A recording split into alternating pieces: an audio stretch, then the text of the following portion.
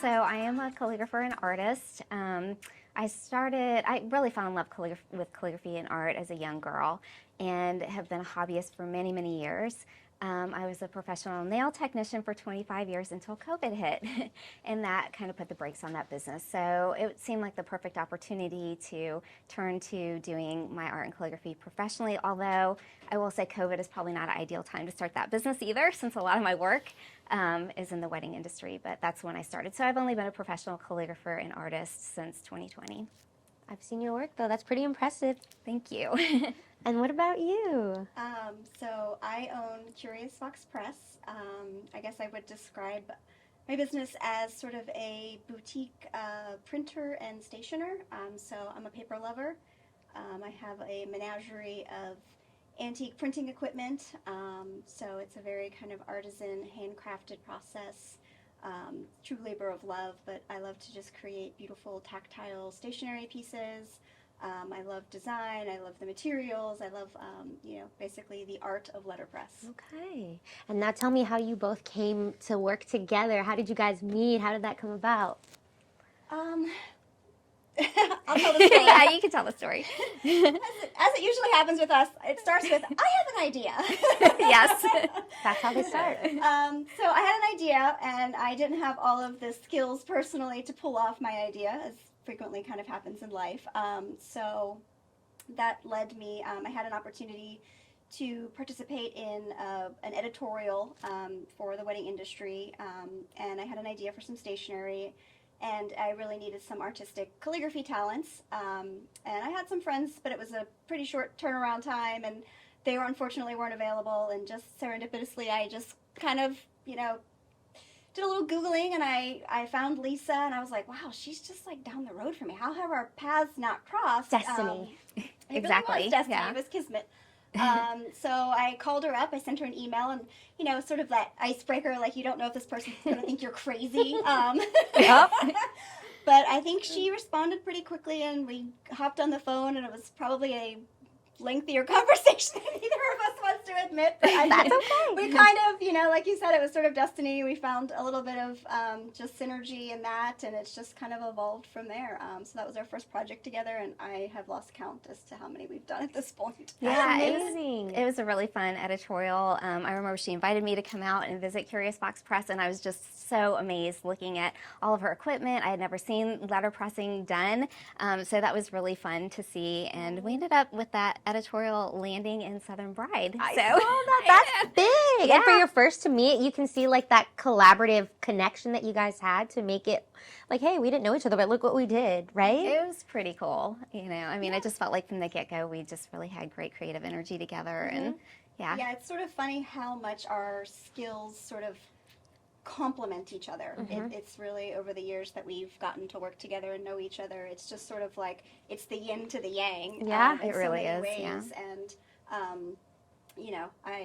I don't know. I seem to have we both have it, but I'm usually the kind of driver of like, well, I have an idea, and she has sort of never failed to come right along and add to the process and talent, and it's just I feel like sometimes I throw her so many curveballs. She's like, one at a time, please. Crazy ideas, and she's like, well, I've never done that before, and I'm like, yeah, that just seems to be the way we operate. I love that. It's so complimenting, though. I love that. Yeah, and a lot of what it is too is you have ideas when you're creative, and I'm one of those people that I really I just it has to be something different, right? I don't like to create the same things over and over and over again, and I need that little bit of creative spark, and then once that hits, it's just sort of snowballs from there. And I really, I think, I'm always experimenting, I'm always trying something new, and I'm always trying to kind of, just come up with something that's fresh and unique and fun. Yeah. And a lot of what we do is being so involved in the wedding industry. Obviously, it's about celebrations, and it's about, obviously when you go to an event, a wedding or something such as that, there's a lot of beautiful things that you're looking at. And, I always kind of say, one of my favorite quotes is from Walt Disney, and he said, there's no magic in magic, it's all in the details. And, we're the details girls, That's right. So I love finding those unique ways and special, special opportunities to just really kind of infuse, just experiences for people. Yeah. Whether it's paper or little bits of signage or I really just enjoy our collaborative efforts and kind of, manifesting that to the world. I saw some of the work online. You both do really well together, it seems like. What is your style like that you guys lean towards? For those of us listening, what is your style? I would say we lean towards something that's a little bit more on the sophisticated side. I think one of the words that both of us cringe a little bit at is the whimsical. No, it's cute. I love that. Which there's a time and place for whimsy, of course, but as far as doing, a lot of the wedding industry type work, we really do gravitate more towards, something that's very refined, elegant, luxury, sophisticated. Yeah, so. And I saw that you guys are very in tune with your clients when they request stuff. You like to listen to the details and make things very special for them. You put like little special characters, paper, all of that. Tell me about that process. What are other things that you are looking for when clients are talking to you guys about what they're wanting? So a lot of the clients that come to us, I think, they don't usually know what they want, right? I mean, they have a need, some sort of paper, an invitation. In Lisa's case, it could be, they want a certificate or some beautiful piece of artwork to commemorate something that they've done. And, I think we both, depending on who's sort of where the sales funnel kind of comes through and who they're talking to, sometimes people come to me and I'm like, you need to talk to Lisa or vice versa. Yeah. Right. But I think that, it's really just about getting to know people. You kind of have that discovery process. Yeah. I often say to my clients that I call my process collaborative, not because I expect them to do any of the work, Yes. right? But it's really about providing that spark of, creativity, that, getting to understand them, kind of, understanding, if using wedding examples, or wedding invitations as an example, it's really about where do they meet? What do they do for jobs? Where do they like to go on dates? What's your favorite coffee shop? I mean, you just find these little like nuggets just during the course of a conversation. Yeah. I'm thinking of a client, he, a recent groom, he worked in the commercial hemp industry. Which was interesting. I mean, there's a lot of, I actually have a family friend who built a house out of hemp materials, like total aside, but it's really interesting. I mean, it's used for, there's a lot of practical opportunities for it for like industrial purposes. Yes, so yes. We're not talking about, Gotcha. the other Yeah. use of Okay, that's where my mind was going. I'm sorry. This particular groom is a lawyer, I mean, this is the like industrial commercial application of like hemp products in our society. Yes. But that led me to finding some hemp paper.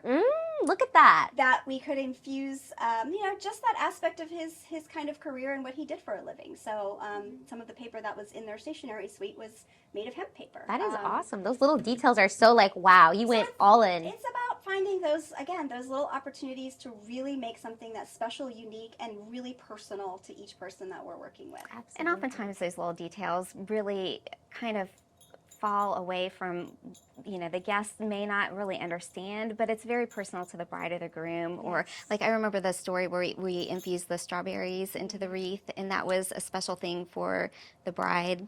Was Her it grandmother, Lisa, created this beautiful custom crest, like a wreath, and we used a lot of inspiration we drew from kind of, I'll never forget the mother of the bride saying to me, imagine an honest Virginia countryside meets Jackson Hole, Wyoming. This was very specific. I know, it was great. I loved it. I mean, I will never forget that. I'll send this to Annette. Hi, Annette. Shout out, Annette. But, she really, just captured the essence of what she was trying to, and so they got married on this beautiful top of a mountain out in Delaplane. And, we really just kind of dug deep, and I just kept thinking of these old Virginia stately oak trees. So oak tree kind of became, an element of their invitation suite. Lisa painted an amazing watercolor, and she actually painted it in 2 seasons. So we used the green of it in the spring, and then kind of as it was blooming, and then we transitioned it towards where their wedding was in the fall, and so it basically autumn colors aged over the course of our stationery experience. But when we came down to drawing their crest, we used some oak leaves, but the mother of the bride shared a really beautiful story that the grandmother, so her mother and obviously the bride's grandmother had passed away, and when the bride was little, her grandmother used to make all of these beautiful dresses for her, and she always embroidered a little strawberry So cute. onto all of the dresses that she made for her. So when Lisa was illustrating the wreath, there was some beautiful oak leaves, but she peppered little strawberries. And I think and again, if you had blown it up in something like your wall here next to us, you might have been able to notice that it was a strawberry. Yes. But at the scale that we used it in, it probably looked a little more like an acorn. So again, it was that sentimental touch that meant something to them. And again, I also think that I'm all about experience. Experience to me is such a crucial element of just sharing the world and how guests. I'm always thinking about when I'm creating. How are they going to experience this? So what layers are they going to see? How is it going to be presented to them? And I'm also, I'm just completely lost my train of thought. No, you're good. Experience is everything. We can cut and edit, but experience is everything to you because it's what people take away from what you're providing for them. And it sounds like you guys are really so close to your clients. Look at the details that you remember and the stories and embroidering the strawberries. It's not just the job that you show up to and okay, the job's done. Bye. You share that moment with them, and that experience means so much to them, it seems. And I think now I recall what I was going to say, which is, I look at it when I don't want to sell anybody on my services ever, right? You have to appreciate the value of this experience that we can offer, both in creating it and also what you're offering to your friends and family when you're able to share it with them. Absolutely. And I always sort of explain that I think that the difference between just a generic invitation, which can be pretty, versus what we do is, if you think about the period of time between when a guest receives an invitation and your actual event occurs, there's a pretty sizable window in there. And I just look at that as an opportunity for, I want to when that invitation lands in their mailbox, it's intriguing. It's interesting. This is a party I can't miss. What is this all about? They're what is this? Wow. Where did I get invited to? Exactly. And I think that just gives the opportunity for that period of time to really just be be full of anticipation, right? And to have every exchange that this couple or client or whomever, has with their friends and family, it really just elevates the whole experience. And they're entrusting you with that. Yeah, and I think it's really important, that again, that people are like, well, what is in this crest? And it's an opportunity for discussion and again, just building that anticipation and building that, experience for everybody, that when they really come for that day, they're excited to celebrate with the couple, and they're also excited for what they're going to experience while they're there. Yeah, and it's just a kind of a little peek to what's to come. I feel like that's just kind of setting the tone for the day just by what they receive in the mail. So there's a lot of different directions you can go, and you can really just kind of set expectations with the paper early on, even with the save the date. Yeah. So. And I saw that you also do with your not only do you do calligraphy, but you do illustrations, and you do tattoos, pet portraits. Tell me about that. That's so interesting. Yeah, well, I could probably blame some of that on Cathleen. Shame on you, Kathleen. Because truly, when I started my business, I named it Sribble Savvy Calligraphy, and it was really because I felt the most comfortable with my calligraphy skill. That said, when I started pairing up with Cathleen, and that was very early in my career with my new business, while she did use me for calligraphy needs, she also had a lot of customers that were asking for illustrative work.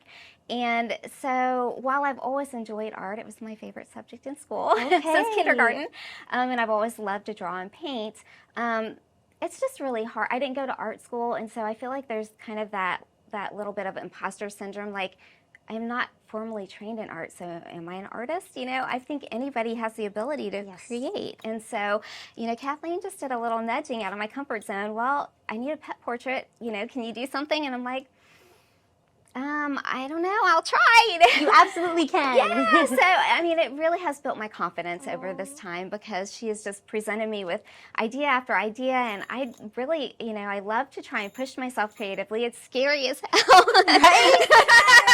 But you're not alone, you got a friend here. Yes, and she's been my biggest encourager, so, yeah, What a friendship. It has been an amazing friendship. Yeah. Yeah, it's so much deeper than just being work colleagues. So Yeah, no, I actually like her. Okay, that's quite important. So I'm glad that you do.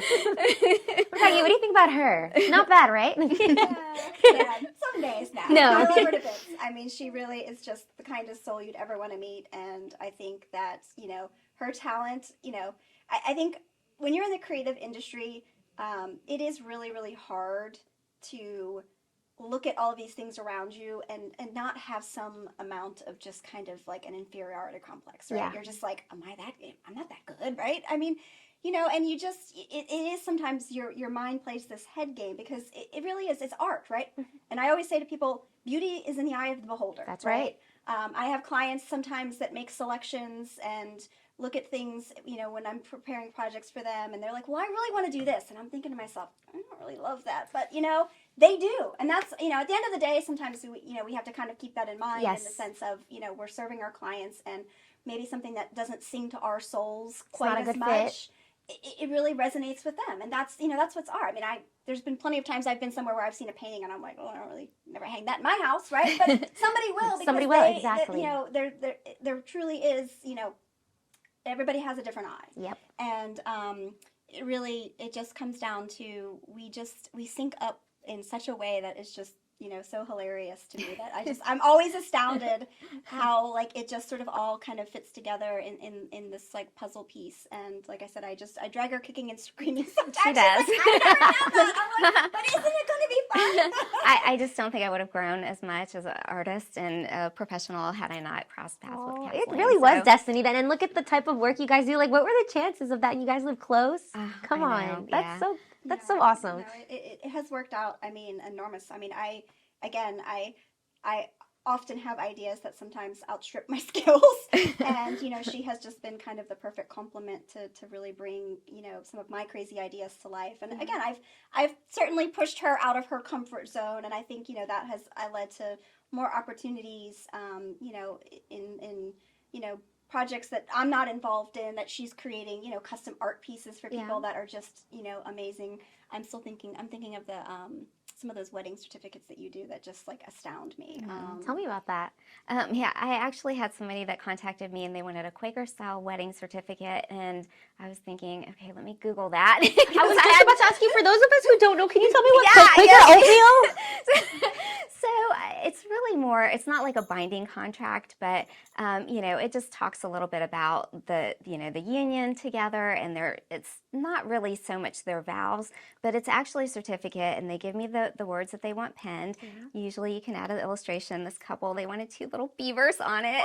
And there was a really cute backstory to that. And then you leave a space at the bottom where all your guests that are attending the wedding can sign it, just as witnesses, you know. And so that was just a really fun, you know, it was, again, one of those things where I was like, well, I've never done one before. But, you know, I kind of always feel like I've got my hair on fire trying to figure things out as I'm going. But, you know, at the end of the day, if it's something that I just feel like is above my pay scale, I will, you know, graciously decline on a job. But, you know, I think one of the things that both Kat and I can own, while we may not know how to do everything, we are really good at figuring things out. And so, you know, I think you do have to take some level of risk, not to where, you know, obviously if somebody's putting their trust in you and you don't think you can do it, you know, there's a time to just refer them to somebody who has more experience. But, you know, I do find that there are times that I just feel like I need to, and Kathleen does the same, just push ourselves out of our comfort zone. It helps us grow and become more creative. So anyways, that was an experience for me. I loved doing it. I was super happy with the result, but, you know,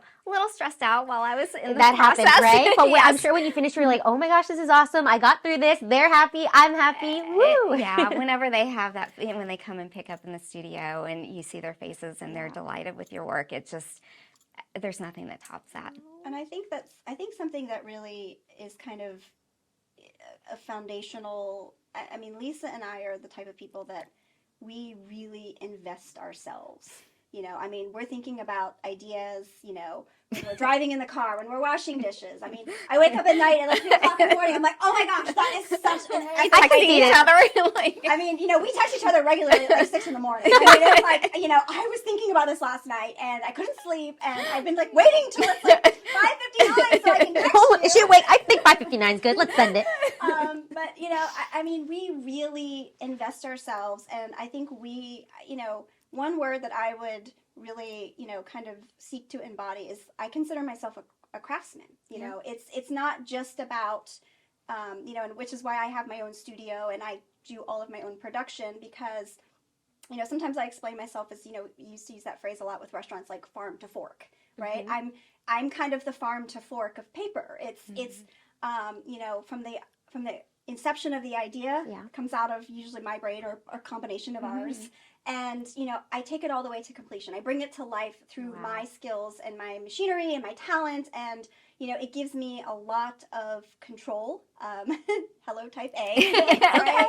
You know what you want, you know what you like. And, it really, I think that we both have a super fine attention to detail. I mean, we belabor things sometimes that, even we have to roll our eyes at ourselves. You're just Efficiency like, is not always our yeah, strong point. we're literally sitting there with, Lisa's like calligraphy something, and we're looking at like 12 different T crossbars, and we spend like an hour and a half debating which one looks better, and you're just like, oh, for crying out loud, pick one and move Just on, pick right? one. Yeah. So we really get into the minutia, and we really want to make sure that what we're putting out there for our clients and to the world is just the best that it can be. And it sounds like you both have like this passion and love for it. It shows through even just talking to you right now. I'm like, and I've seen your work and I've seen the little details. Like, I just picture like one of you with like a magnifying glass, just She like has drawing. one of those jewelers. I have jeweler's lenses. I mean, My goodness. I have this headset thing that flips down with a light on it. Like the Toy Story guy when he's painting yes, Woody. I literally have one of those. Yes, I do. I love that. Yeah, I mean, we really invest ourselves in making sure that we put, the highest quality, and, that everything goes smoothly. And, while there are times behind the scenes sometimes where we're like, hair on fire, I mean, obviously. That happens here too. Don't worry. It happens everywhere. I mean, in terms of, most of the time, like, our clients are oblivious to it, right? I mean, if there's a problem with something, a recent example is, I had some photos that were developed that were going to go on a save the date, and I ordered them through a professional quality lab, and there was some issues with the production, and it just sort of snowballed, and it was like a back and, I mean, again, every project has things that kind of go sideways or don't turn out quite like you want. But that's how you learn. Well, you learn, and or you just you solve it, right? Exactly. You find a way, and again, all of that client had no knowledge of, right? Yes. Behind the scenes, I'm like pulling my hair out going like, I need to put these things in the mail in a week, and like this is, my timeline has just blown up in my face. She is famous for getting to the post office about 3 minutes before it closes, but she always makes it. She always makes it. Divine timing right there. I have never missed a mailing deadline. No, exactly. Now you did it. Exactly. I just sunk myself. Oh my goodness. And now tell me, I know you said since you were in kindergarten you love drawing, painting, all the art stuff. What about you? What's your history with like screen printing, paper? How did that come to be? That's an odyssey. So actually I have no, I didn't start out at all to be an artist. I have always loved paper. I still have bins. My grandmother, when I was little, was very big into sending greeting cards. So, back in the day when I'm old, so, I mean, they were literally in the greeting cards. I remember Hallmark cards. You used to be able to put like dimes and quarters. There was like little slots that you could. You don't remember that? No. I remember. Bring those back. I literally, I mean, I have bins of them that my grandmother sent me. I always just loved the, I just truly loved the experience of receiving something in the mail, and, just the beautiful artwork that was on there and the sentiments that came with it. I've always appreciated it, but my life went in a different direction. Went to school, and, really, most of my plans were to kind of exist, and I worked for a long time in the corporate accounting and finance world. And then when my only daughter was born 16 years ago with very significant special needs and complex medical needs, I really couldn't continue to be a good employee in the corporate world and take care of her. So I stepped away from the corporate world, and for a couple of years, taking care of her was a full-time job. But,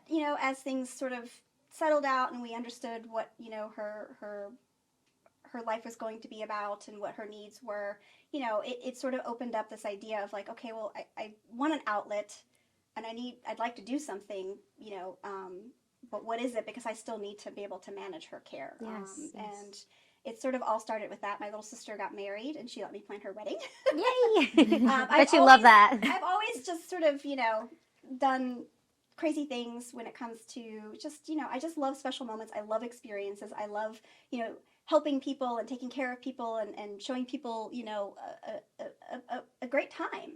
And anyway, so she let me plan her wedding. And when it came to the stationery, I was like, well, we have to have these beautiful letterpress invitations. And she said, oh my gosh, no, Kathleen, we can't afford that. And I'm like, okay, little sister, I know what your budget is, and I know you can. But that just led me down this sort of kind of rabbit hole of like, well, I'm going to figure out how to do this. So my husband is a mechanical engineer, and he is MacGyver.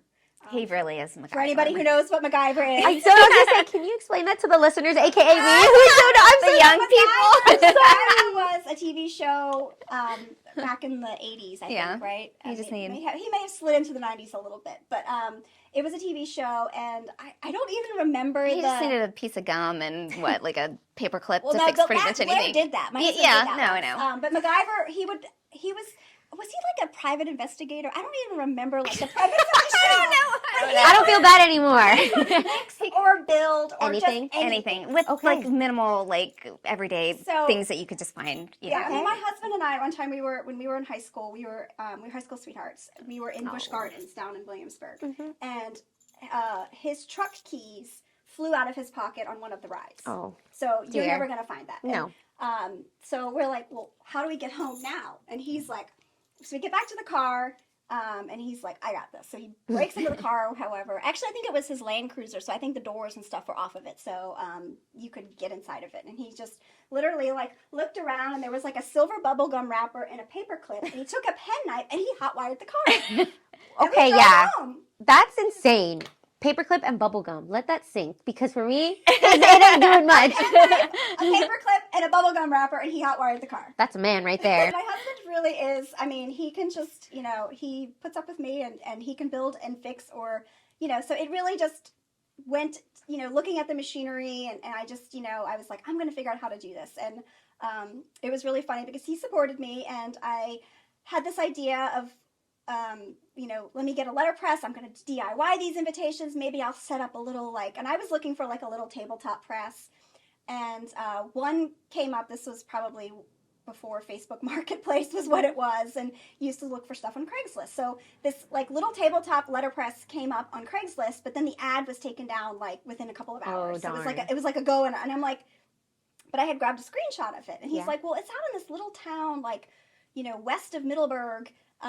He's like, it's got to be a small town. Maybe it's in an antique store. So he takes the ad and he drives out there. Oh my goodness. And he just like literally starts like, he goes to every business. Excuse me, have you seen this letterpress? Seriously, he's like Sherlock Holmes out in Millwood, Virginia. Just for you. Looking for a letterpress for me. And it all sort of snowballed from there. And we wound up, the next thing you know, there's a 2,000-pound press. Like, I didn't get a little tabletop press. I got a big press. And they just keep multiplying. They're like little gremlins. It's like a little museum down there with all these I always machines. say to people, like, you know, there's crazy cat ladies. I'm a crazy press lady. I'm a crazy cat lady, so. Aw. It's all right. It's all good. Yeah, so I have a whole menagerie. I think there's 12 presses in the studio right now. And they date from like the mid-1800s up until the 1960s. Okay. I mean, they look like they shouldn't even be running. It's really But this remarkable. girl got it somehow going. Anyway, so Crazy. it's a natural compliment of my husband's talents. He's the one that fixes them when they break. I don't really know what to do. But, you know, and again, I'm a huge, love history. And I mean, sometimes even I wish they could tell their stories, these presses, because you think about the arc of history that mid-1800s, Yep. you know, the Industrial Revolution, which is, I mean, when all this machinery really, like, you know, I mean, the advent of, I mean, these things didn't operate when electricity was not, I mean, it's just like, It blows your mind. It blows your mind to sit there and think, like, this thing has been in production And you're for still that using it in long. 2024. Still running. Yeah, so it's you know, I can only imagine some of the things that they've printed, and I love keeping that history alive. I love, you know, I love that it's still, to your point, applicable in 2024. Yeah. And it's just, again, this machinery is just fascinating. It's like, it's just so beautiful to watch. And I think, you know, a lot of that artistry, you know, we've become this society of just, you know, fast and, you know, quick Amazon Instant. Prime. and Yep. instant. And, Yeah. you know, somebody handed me a business card earlier today, and, was talking about the paper that it was on, and she's like, oh, I really loved this paper. It looks kind of like a metallic paper. It looks a little bit like aluminum. And she's like, but I couldn't find anybody. I had to get them printed in, I think she said Korea. Wow. I mean, you know, so again, not that, you know, Yeah, again, this technology, it's just, I just really feel like it's just something that should be celebrated. It should be, you know, it is, because it is such an involved process, and, you know, it is all hand done.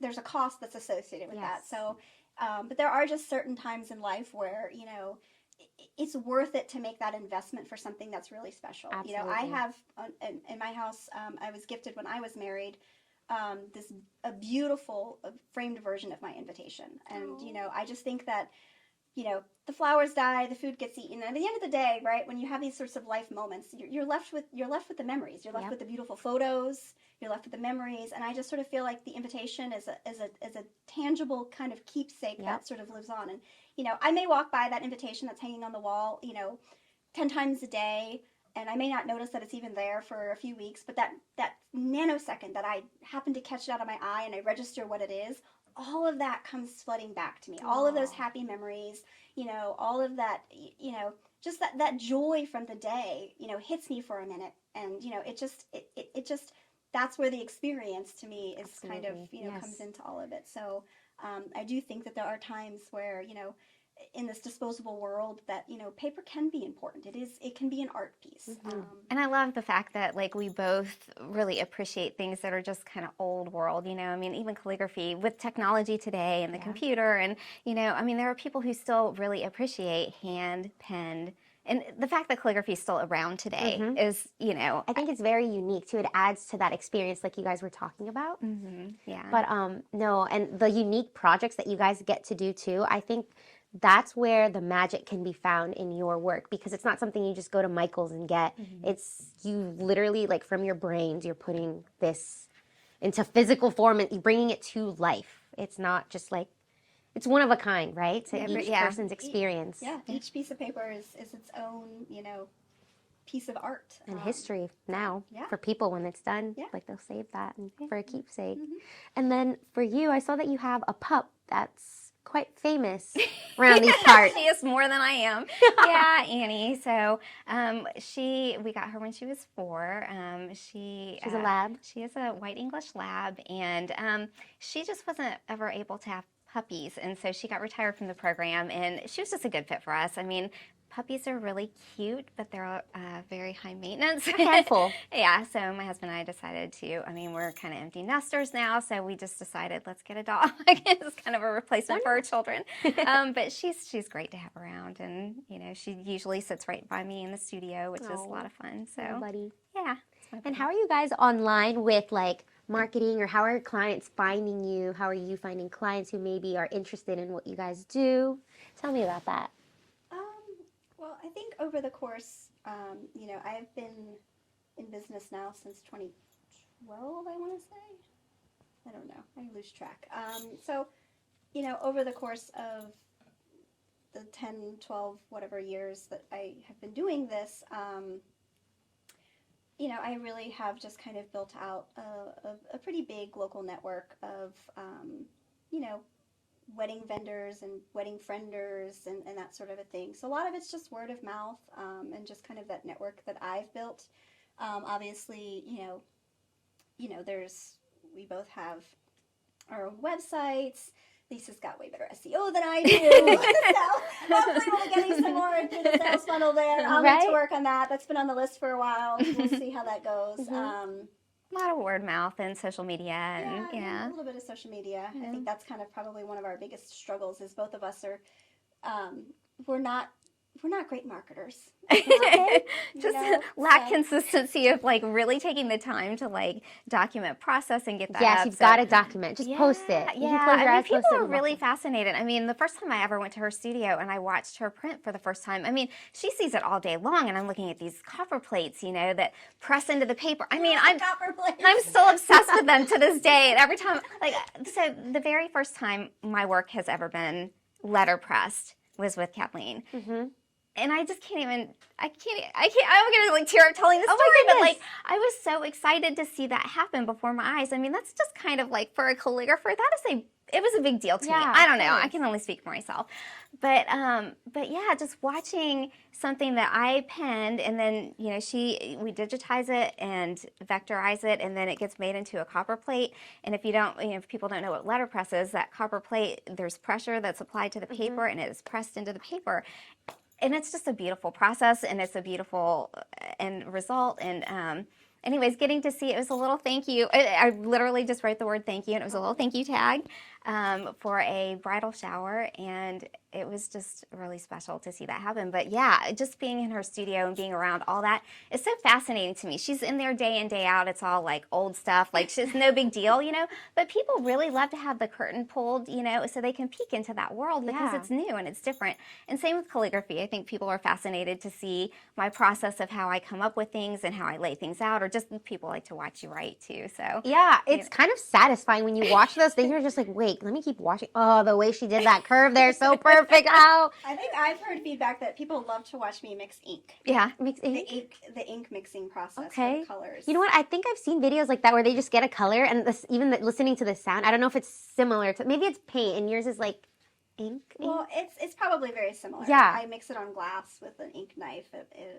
But yeah, I mean, just watching that, like all of the colors kind of blend together, and like there's just something that's just kind of like, you know, it just hits all the right nerves when you watch it. It's very satisfying. I love that. For any listeners who are listening and interested about like the work that you do, where can they find you and find more information? Give us your handles for Insta, your website. Yeah, I'm scribblesavvy.com, and my Instagram handle is scribble_savvy, and savvy has 2 V's. And I do have a Facebook account, Scribble Savvy Calligraphy. So emails lisa@scribblesavvy.com, but definitely website or social media is a great way to reach out. Pretty much the same for me. Curious Fox Press, so it's curiousfoxpress.com. Instagram is just Curious Fox Press, and my email is Kathleen with a C at curiousfoxpress.com. I love that. And then have you guys gone through a challenge, whether it's separate or together, during this journey that you would like to share with our listeners of how you overcame, or something that stood out in your mind where you're like, you know what, that was one of the hardest things ever, but I came out learning this, and now for next time, I got this. Holy moly, I think that's pretty much every project. So we're working on an annual event that is happening next week. It's within the wedding industry. A lot of times there are these sorts of annual type gatherings to where all of the vendors will kind of get together and off season from the wedding. Off season from the actual weddings, and just really kind of celebrate each other, hang out a bit.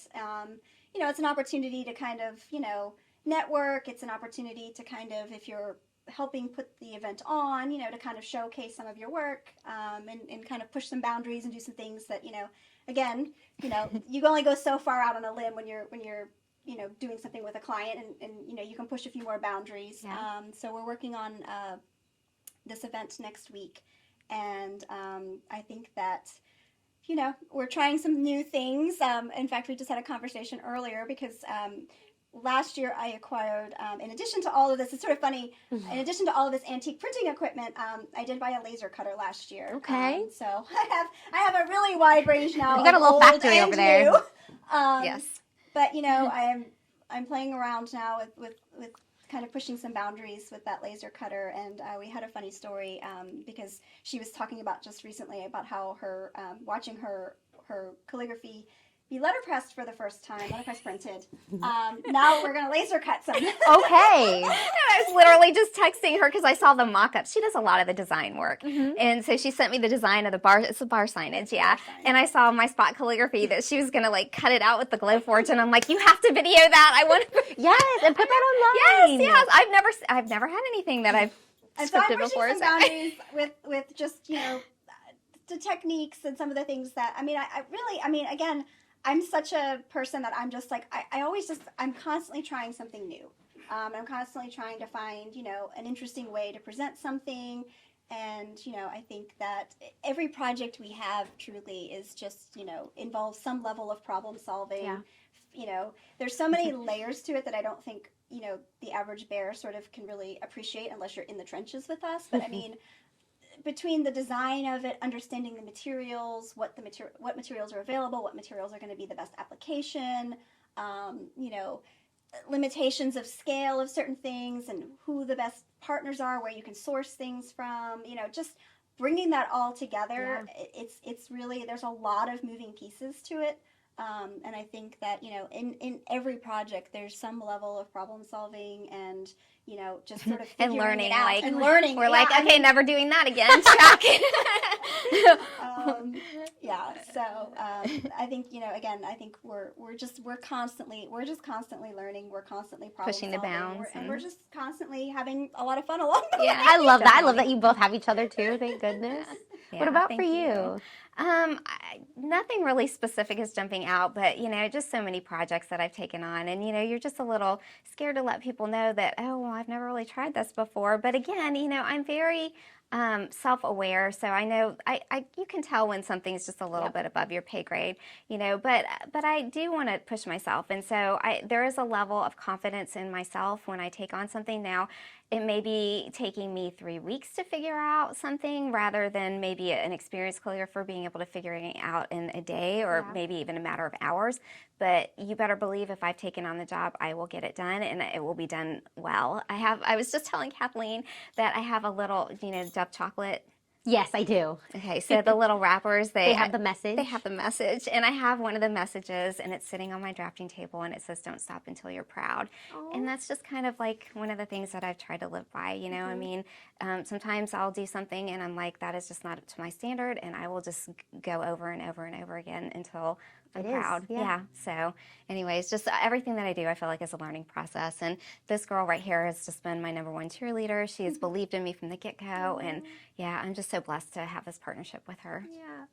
I think you sell yourself short. There's really nothing above your pay grade. It's just whether or not you have tried it before. And, a lot of the things, we do, because we're dealing with unique special details, like it doesn't all, it's not a one-size-fits-all model, right? It's not about having the confidence, well, I've done that 100 times, right? It's about understanding the process and knowing where your skills lie, and sometimes maybe where, you're just not going to be a good fit, because of that. And, I was thinking of, your chocolate bars. Oh, yeah. So she did over the Christmas holiday, someone contracted her to hand illustrate these amazing, basically wrappers for chocolate bars. Wow. That were going to be gifted to special clients of Lisa's client. And the particular client wanted every one of them hand penned. Oh my. And it was very elaborate. I mean, I think each one when you get into a rhythm of something, the first few are usually like, okay, and then you figure it out. I think you got it down to where they were like 30-something minutes a piece. Probably, yeah. I mean, so the first few were in the hour range. Yeah, that's okay. Yeah. But, and I mean, again, there was a little bit of, she had to have the chocolate bar sent to her so that we could figure out what, how they were going to fold around them. And then, our initial plan didn't work because they were these coated chocolate bars that had like big nuts and dried strawberries, so that they weren't flat on the top, right? Mm-hmm. So then it was sort of like, well, I can't fit something around that, and they're all unique, right? So the problem solving that went through it was, I mean, and it seems simple, right? Like you're just putting a wrapper around a candy bar, exactly, right? Like, but people make wrappers all the time. Well, wait a second, well, then they wanted to give 2 candy bars, so then we had to put them back to back, so then it was not flat top and bottom. So there, all of those little nuances. If you want the idea to come to life in a beautiful way that's functional, right, you have to think through each of those little steps. And there's a lot of prototyping and Proof trial of concept. Yeah, proof of concept. I was up at 5 a.m. this morning proofing a concept for this bar sign we were just talking about, because I was a little nervous, because I'm like, okay, all week long I'm like, I've been working on all the other stuff, and I'm like, I have no idea what I'm doing for this bar sign. This event is next week. Again, not a client, but I'm pushing some boundaries here, and I have faith in you, both of you. Thank I've you. got a good idea now, right?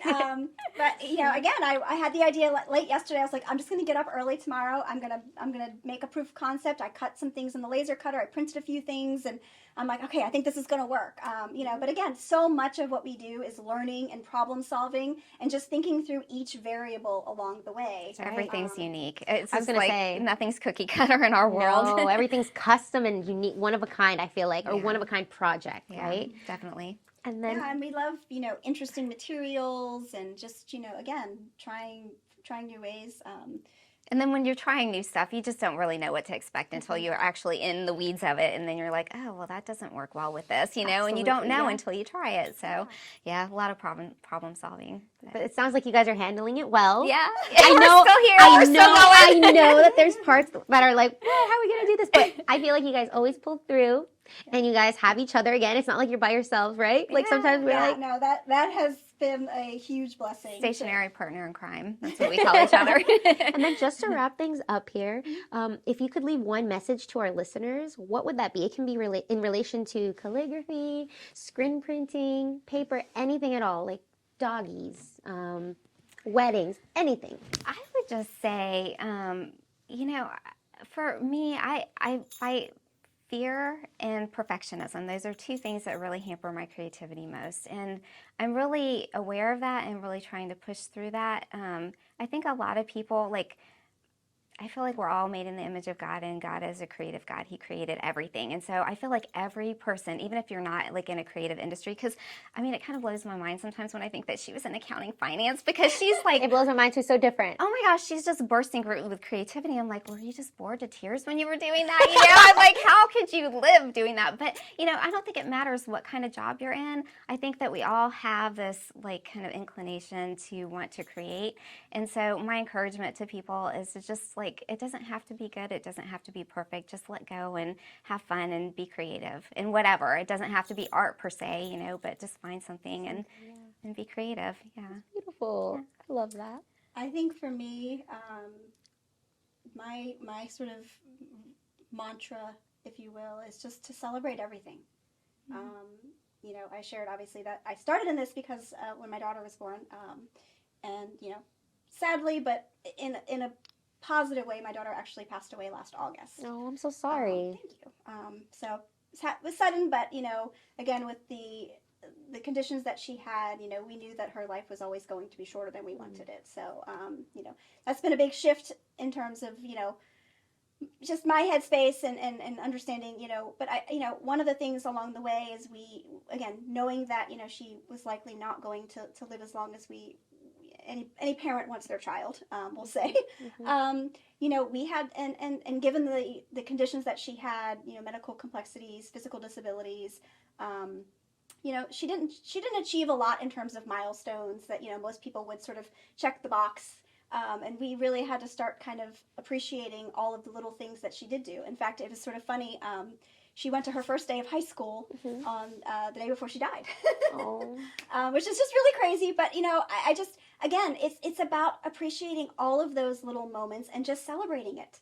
I just really feel like life is about appreciating the experiences that we're given.